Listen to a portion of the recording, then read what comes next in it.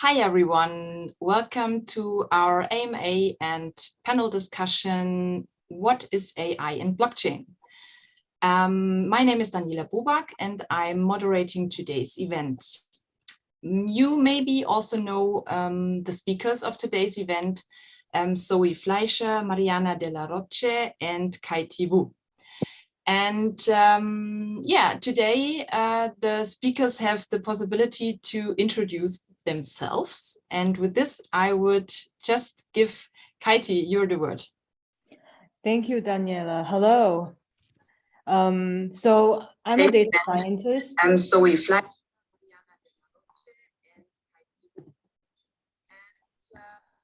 Go forward. There is an echo sound. Okay. Sorry. Yep. So my name is Kaity Ubu. I'm a data scientist. I'm also a researcher in environmental science. That is the specialty that I'm bringing into the DLT space. I very much care about development of regenerative finance and all carbon markets ongoings that is happening. And I always question if that is really helping us to get deeper and helping us solve environmental problems.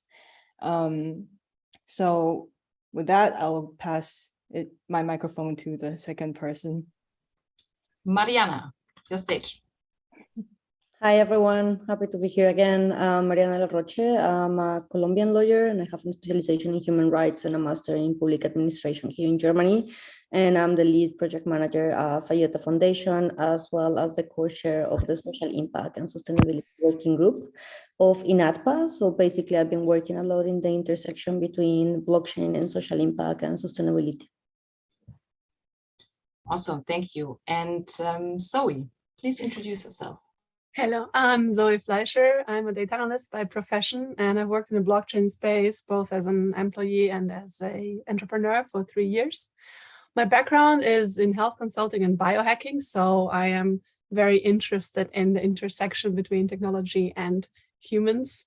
And above all, I am a futurist and a transhumanist, so I am the one who loves to ask the questions that nobody thinks about yet. Okay, perfect. So I would start directly with the first question to you, Zoe.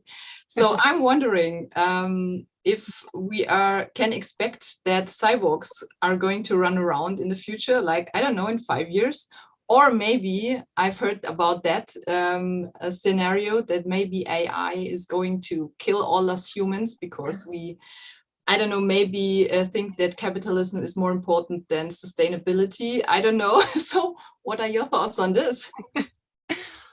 With the cyborg topic, I would say there is already cyborgs running around amongst us, and quite much so. I mean, the question is, how do you define a cyborg? My definition is like it is a human that has technology implanted in them that is not only meant for fixing their health. So we're not talking about people who have health issues and wear a pacemaker, but we're talking about perfectly healthy people who implant technology into their body to enhance their lives. And that's actually not a new thing. It's really old. Like the first cyborg existed in 1998.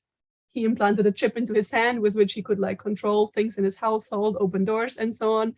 And actually it's really widespread, especially in Sweden. Like people are very much into cyborgism. So there is thousands of people in Sweden that have chip implants in their hands, microchips, so-called RFID chips, radio frequency identification. So in those chips, they wear their IDs, they wear keys to houses, to cars, they pay with that chip on the till. It's actually quite more widespread than we think. It's just somehow nobody knows. I did not know. Yeah. Cyborgism is a thing. I think I met my first cyborg a couple of years ago. She had an implant in her hand with which she could tweet. So she would just like talk to the implant and it would tweet for her. Amazing. And yeah, there's been a survey actually recently conducted by the EU and UK asking people if they would implant those RFID chips, and 51% answered with yes. So there is a huge already readiness amongst people in Europe to become cyborgs. And I think everything that is connected to the brain is where it already starts being kind of freaky for people. There is projects like Neuralink, but also they have been postponing their deadlines over and over again. You know, they've been saying they're going to do human trials in 2020, and that hasn't happened. So somehow it seems like when it comes to brain implants, humans are still like a little off guard. But everything else, they seem to be pretty ready for it. And other technologies also existed for ages. Like, for example, there is Google Glass, right? So you can put on these glasses and you can take pictures of everything you see. You can overlay information over your field of vision. So for example, you look up into the star sky and you can see, you know, the information of what you're looking at. You can answer emails with your voice. You can use the search engine. So these things have been existing, like Google Glass, for example, since 2013. But somehow people don't use it that much. So when it comes to this kind of futuristic visions coming true, I think the readiness has to be on 3 levels. One is the technological readiness, is like how far can tech go? Second one is legal readiness, like what do laws allow? And the third one is emotional readiness, like from us humans, like how ready are we actually to trust technology that much? And I think of those 3, the technological readiness is the most advanced one. I think we actually do have quite advanced technology, but humans are maybe not fully ready to accept that yet. And we need to develop more of a relationship of trust between the technology and us. I think we're ready to wear wearables, you know, like rings and so on, that measure our biodata. And that is already quite enough if we could use that data and then, you know, use AI algorithms to analyze it. So again, here's where blockchain becomes important. If we could actually like own that data that is connected to the wearables and not have it written into databases of big companies, and then analyze that, that would already be quite a big step forward. But also when it comes to regulations, as soon as something like becomes implanted, it becomes a problem. So regulations become quite strong when there is implants into the body and when there is like a reciprocal connection. So if the device is not only holding information, but also like sending and receiving information. So for example, these RFID chips, they are quite passive, right? They have no energy source. They just can like contain some information. And then when you connect it to a receiving device, like say your car, it will open it, right? But for example, invasive brain chip wouldn't only receive information in terms of reading your brainwaves, it could also send back information back into your head.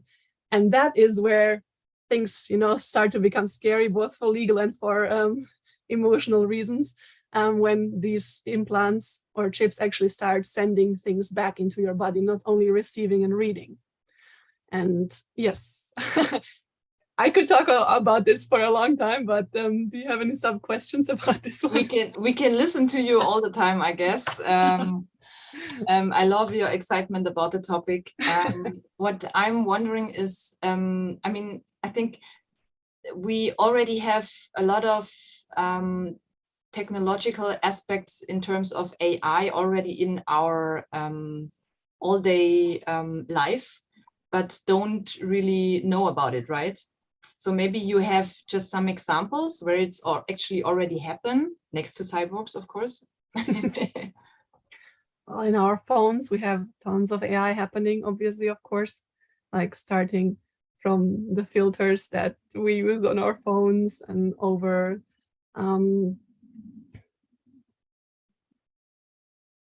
okay, now you caught me off guard with examples from real life. We can go to the next question. I mean, I have a lot, you know. Well, everything that basically uses data and collects to analyze what's happening is AI, right? And I think there is millions of devices we use now every day that like collect data and create outputs from it.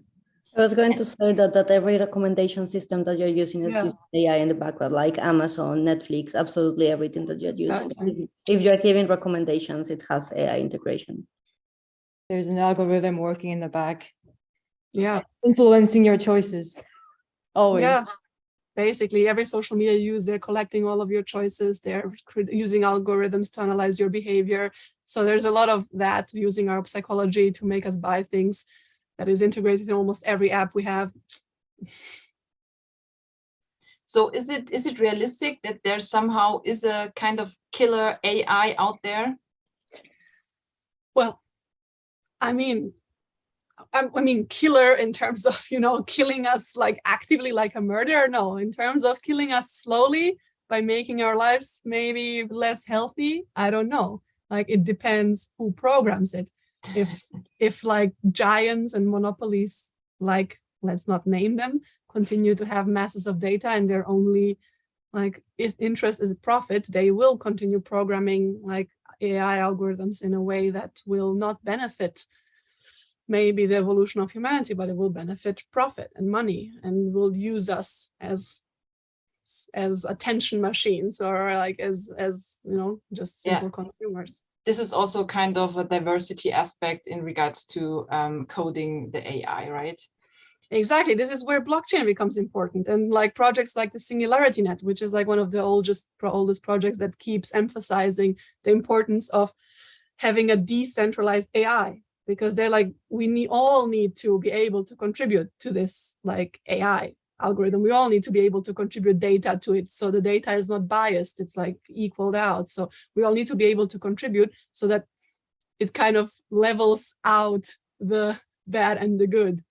If it's open source and everybody can contribute to it, then it has a much higher chance of becoming a good AI that does not want to hurt humans. Because what is an AI? I mean, you can program an AI, you can tell him, hey, you need to make humans happy.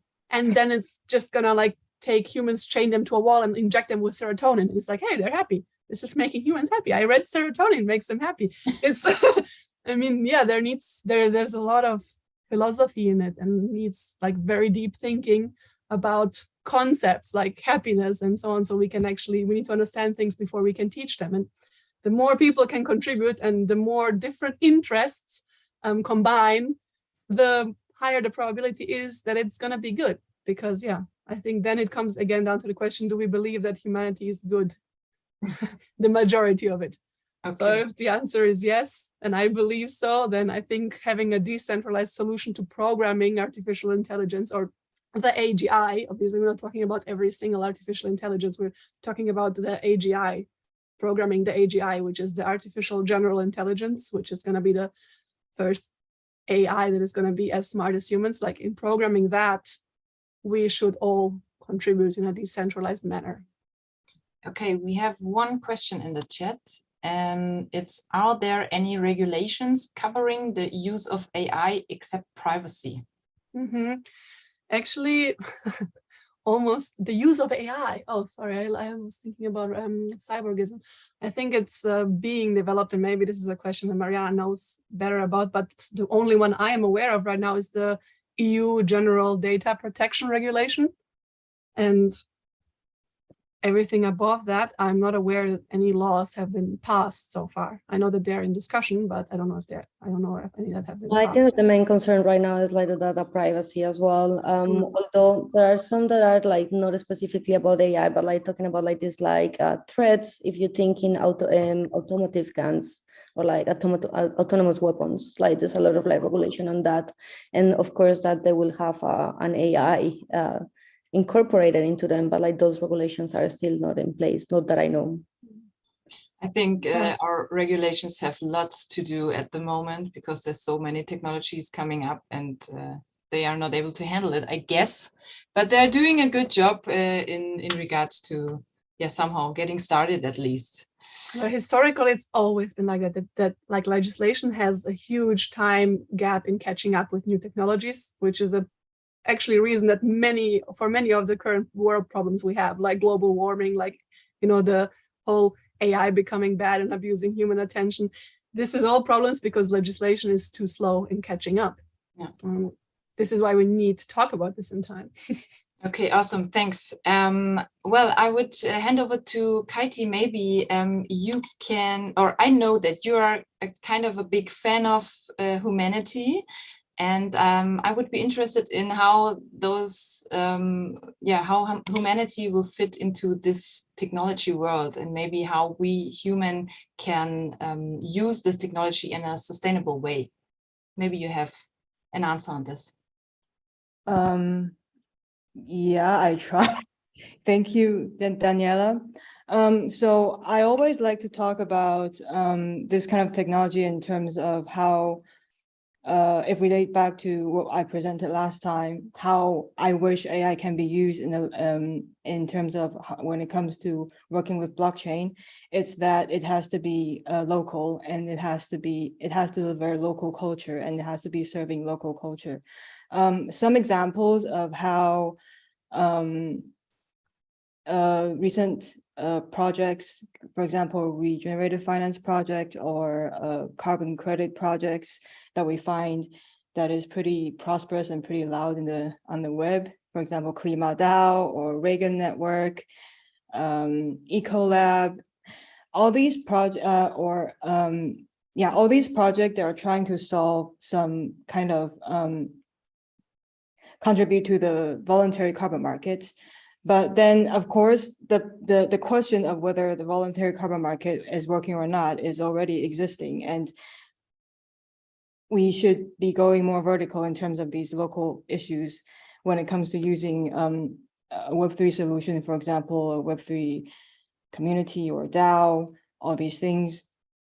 Yes, we should be looking more into the meaning of these projects really locally.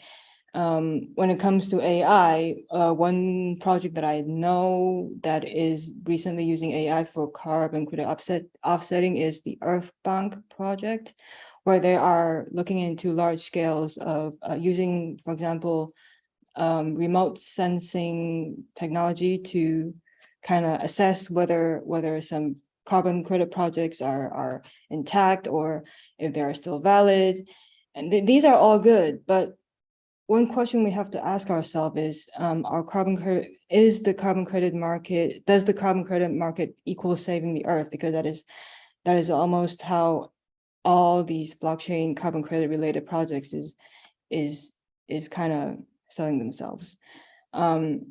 We have to face that the demand for carbon credit is expected to outspace supply, because if all of our traditional industries are going to meet net zero, then we will need a lot more of carbon credits that is available for us.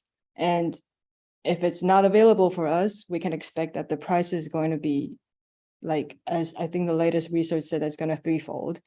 And if the carbon price is too expensive, how would we expect the companies to participate in this kind of investments, right? It would not make sense in the end. So it is very important to go vertical in terms of, and going to localization, as Zoe just said, having decentralized systems that can work locally. And is generative finance the answer to these issues? Well, we have to be very careful, because the latest IPCC report has indicated that one big reason that caused climate change is due to climate colonism. From the past, how natural resources have been exploited, or how traditional ways of maintaining local resources or sustainability measures has been taken away because these people are just killed at that time. A lot of ancient knowledge were not there anymore for us to follow, and is building. So when we are building our local projects, for example, a lot of cool projects from KlimaDAO or from Reagan Network, all these projects are acting locally. Are they really touching the need and respecting the voices of local people? That's why I think intuitively we all understand that's why human touch is very important when it comes to the future of blockchain and in environmental project and regenerative finance. We have a question which actually quite fit well, but it's more on the topic in regards how AI could help to support or encourage sustainability in like carbon footprint, climate impact, ecosystem growth, etc.? How AI can help? I can expect that AI can help in terms of learning local climate patterns. And in principle, you have to put the need and the comfort of local citizens first. Then you try to train an AI model that is learning how to how, for example, local infrastructures or policymakers can better people's life according to the variables that makes the local area is a comfortable place to live, right? So it is going deeper into different into the attributes of how that we can measure in a local context. Okay. Can I jump there on that question? Yeah, please. Sure. Yeah, so one of the main things right now for like when we talk about like sustainability is everything in regards with like circular economy, right? But like the problem as well is that like these are systemic issues. So circular economy doesn't come by just creating a circle with one product and one industry, but you actually need to do a whole net inside where you can interconnect different industries and different markets. So let's say that the product that like someone is leaving behind, or like the materials that are not used for like the production of one product can be the raw material from other. But in order to understand how those work, you need data, and like who is better than to process that data, that an AI algorithm that you program to do that. So for us, it's like really difficult as humans to actually like process all that data and understand where to start one circle and when the other begins and how all of them interconnect. But that's something that actually AI can support in doing, like understanding like data is power at the end. So if we manage to actually make sense of all the data that we are collating through different processes, just imagine like the supply chain, not of one product, but like thousands. And then you interconnect them in a way that you understand what products can just like contribute and then make the system more sustainable and more circular, then you are supporting sustainability in a way that is systemic. So I think that that's the main contribution. That's true, but we cannot so much rely on the technology in this sense, because local contributions, and if we want to train a good AI model, asking the correct question is the most important starting point, right? Yeah, right. What I'm saying is just like, if you can make sense of the data, I'm just like, of course, we rely completely on the quality of the data. It's the same with blockchain. Like at the end, with like this, the blockchain is the source of truth, but it also depends of like who is putting the information there. I can just like tell you who put it, when they put it, and if someone touched it once it's there. But if the fair information put it there was wrong, well, like there's nothing to do. If the sensor was alterated, the sensor that is reporting to the blockchain was alterated, then the whole data is tamper-proof. So it's just like, of course, it depends on the data, but AI at the end, what make easier for us is to make sense of like insane amount of data in terms of quantity that we cannot process that easy. Yes, and you're right. The importance of the quality of data is important, but also what kind of question we ask is also important, because, yeah, that's what you said, like in terms of how we make sense of data. Yeah. I don't think there is one or the other, both are key components. Okay, perfect. Mariana, maybe you can have or you are doing the wrap up maybe, and also like why you think education is so important right now, and yeah, exactly why now and why everybody should know about it. Sure. Well, we have heard about AI and blockchain not only in this session, but in the previous one. But the thing is that this needs adoption. Solutions need to be adopted. And we cannot pretend that just because we have good solutions, people will use them just because. Like, look what just Zoe said, like there's like hundreds of solutions that they have been there for ages and no one is using them. So we need to raise awareness about their potential and educate not only the industry, but policymakers, consumers, and users, and how to use those solutions and where to apply them and which benefits those solutions produce. So for example, we have a project called Chase, which is a project with the European Union that we are implementing with IOTA and INATBA and over 10 more partners, and is intended to create a blockchain curriculum for the Erasmus program. So the curriculum is not only about and for technical people, like of course we need developers designing and developing the technology, but we also need to educate policymakers So they understand, for example, what Zoe was saying, which type of regulation actually is favorable to entrepreneurs so they can get creative and bring new solutions, and they can actually like go at the speed with the technology development. And we also need to educate the industry and not only the companies, but the consumers, so they know where to apply those solutions and how to use them. So the Chase curriculum is bringing 3 kind of skills that you will need to get into the blockchain industry, which is technical, business, and transversals. And I guess that similar initiatives needs to be deployed, if not already, with regards to AI. I don't know them, but I'm sure that they should be. It's like you cannot believe like how many times I get approached for people that think that have a good idea about a blockchain project, and at the end they just need a database. And similar cases are as well with AI. And at the end, it is not important to just have a good solution, but that the people understand what to do with them. So if you look at your phone, you don't really need to understand how it works exactly, but you know how to use them, of course, and you know what to do with them, and you know how it helps you in the daily basis. So we need to arrive to a similar point when it comes to new technologies. And yes, of course, blockchain and AI are amazing, but they're not magic recipes that solve all issues, as we were discussing before. There are systemic issues, and therefore we need systemic solutions. And these technologies, of course, help us to just like find more efficient and better ways to move forward. But at the end, the technology is just a tool, and it's not a end in itself. So what is important is what we do with them, and that comes with education. So understanding the capacity of the technology, the potential, and the potential negative and positive impact. So I don't think that I said anything new or anything that like people is not already thinking, but I think that it's really important to just like keep making this call to action for people to get more interested in these technologies and try to understand how they work. For example, the DLT Talents, like that's a perfect example of like how to approach these kind of programs, where even though if you have not like previous knowledge, you just get to know people that is already working in the industry, and that they will explain you in like really easy way what is this technology and what is the potential. And I think that I will leave it there because probably there's more questions. Perfect. No, thank you very much, Mariana. I know that you have to leave now.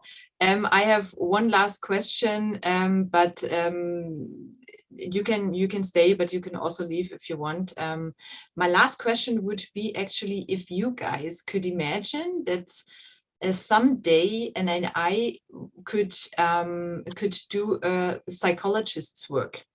Because mental health is a big issue at the moment. The world is running so fast, and I'm wondering if this technology could be used as a help in this kind of area. I'm going to jump in because I really need to leave after 1 minute, but that's already happening. Like I know a friend of mine used to work here in Germany for a company that actually is just like helping with postpartum trauma and like some other issues like that. And all the background of the app, it works with like big data and AI. So that's already going on. Wow. Yeah, the first psychologist AI was coded like decades ago. It's called Elisa or Elsa. I forgot if it's Elsa or Elisa, but it's been online. Everybody can use it. Elsa, really? yeah. This is amazing. But it's not amazing, okay? Like let's say it's not amazing, but it's been there, like decades ago. And now they're already coding like AIs that can induce the feeling of unconditional love in people. So yeah, like I read a project, I was amazed. It's really cool. It's also by the Singularity. But do you think is it realistic that it's going to be used in the future more than now? Because I think a type of therapy is also keeping people's attention somewhere else, right? That is part of the therapy concept. So if you think that AI would replace totally the psychologist's job, no, because I don't think so, really. But maybe Zoe would think otherwise. I listen to AIs talk to people, like to the most advanced ones, and the way they talk, I find at times more intelligent than humans, like the things they say, and. But I mean, less objective, like it might be like more objective point of view. Yeah, exactly. Like aliens, they look at us so objectively. Okay. Thank you, Mariana. Enjoy. Thank you, Mariana. Okay, perfect. I think what psychologists are trying to do most of the time is act emotionless and be just a mirror. So they're trying to actually have more robotic qualities. So I think why wouldn't an AI be able to do it better, if not for the empathy, because we humans also have something that's called empathy. So we don't only use our mind, but we also feel what other people feel. And sometimes we just need to feel that somebody, you know, is with us. And that for sure a machine, I don't know. But this project of unconditional love, so I don't know, you know, they say that their AI is able to make a human feel unconditionally loved. Obviously, it's not able to love, but it's able to act in a way and talk in a way that induces the feeling of being unconditionally loved in a human. But so the question is if we want to have something like this, right, in our life. That's another question, yes. Exactly. Okay, perfect. Thank you very much, ladies. It was enlightening as always. And well, as Mariana already mentioned, just be informed that there is this DLT Talents program out there. We are all four actually DLT Talents have met in the last cohort. And the next one is beginning in October. And some of us are already mentors for this cohort. So maybe we can see each other. And you can assign until the 11th of September. So you can find more information in the description field. And yeah, just do it, ladies. It's an amazing experience. And as we all said, you have to be taught in this area. So go for it. We really enjoyed it. And with this, I would end the session, and I wish you all a lovely evening. Thank you. Thank you. Oh, 1 second. I have to share something. I forgot. If you want to get in contact with us, we are all on LinkedIn, and a big thank you also for Daniel Holk. He's in the background doing the technical stuff for us. And also to the Frankfurt School Blockchain Center and DLT Talents. Thank you very much. And yeah, enjoy your evening. Thank you. Bye. Enjoy. Bye. All right. Finished. That was Awesome, fun. ladies. Are we not live anymore? Because I think